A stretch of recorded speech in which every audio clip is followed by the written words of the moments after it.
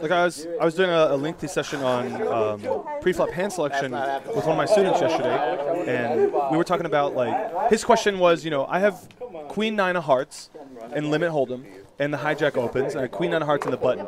He's like, what should I do? And I'm like, well, what type of player is the hijack? And he's like, oh, he's a pro. And I'm like, okay, we should usually fold, but what type of player is the big blind? He's like, oh, he's a whale. I'm like, that's an easy call, because now when the pro opens and the whale's in the big blind, you can call with the queen 9 of hearts. You can play a pot in position against the whale. That's amazing, right?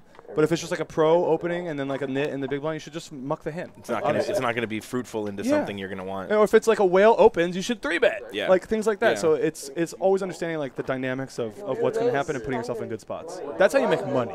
Yep. We get a 4-bet here from Poker Overkill.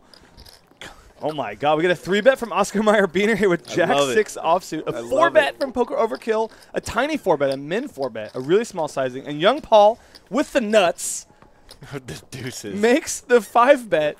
Oh, and Brandon tosses in the. Oh, what did he make the 5-bet with? Deuces. Wow.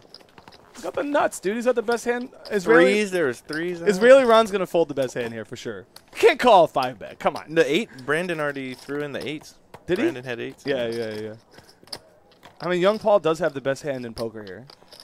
It is my favorite hand. Deuces. Yeah. It's the best. Especially, you know, deuces, it ups the set mining ability to about, what, 2 out of 3 times you're going to hit a set with deuces. It's like out of 8 flops, you hit around 7.5. Yeah, I know, but I'm just saying with deuces, that ups to about of course 2 or 3. And it comes like deuce 3-8, and everybody's like, oh, safe flop. What is safe flop? Oscar Meyer Biener thinking about it with Jack 6. He only has 545 behind. If he does play, it's to go all in. He has no fold equity, though, here, though. There's no way he has any fold equity. Yeah. So, I mean, you should just fold. I don't think Oscar realizes how shallow I think he does. Wow, he calls! Flat? He wants to play. He actually has flipping equity with deuces here. I'm really surprised to see this. We have a lot of gamble here today. Okay, so as much as I like deuces, I'm legit hoping that I think somebody else folded Jack 6 though. Yeah. So he needs to flop a set 2 ways here to win. He only has 4 outs. Poker Overkill calls as well. Deuces is screwed. Screwed.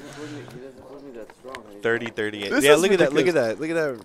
We have a 5-bet preflop here and no real hands. And deuces is still the nuts, you guys. Deuces has 50% of the equity 3 ways in a 5-bet pot on King 5-4. What the actual F? Like, that is ridiculous. In the cutoff. 280. And who let out here? Deuces. Oh, Young Paul with deuces bets, and he's going to take it down with the nuts. And if you do this, just show your hand. Show your hand. Come on, table it. I feel like you have ace 5. Table your hand. Do it. Come on. Right. Yeah. Deuces for the 5-bet. The nuts. That's what I thought you had a little bit bigger pair. The nuts. If I knew they playing blind, I might have told. Yeah, That that's why everyone got excited before the flop. was No, I awesome. mean, it was like, We had a 3-way hand between Jack 6 offsuit, who made 3 bets, Queen 7 offsuit, who made 4 bets, and Deuces, who made 5 bets and had Best the hand nuts. wins. Yeah, he had the That's nuts. simple game. Of course. Easy game. Yeah, absolutely. Deuces never loses, man.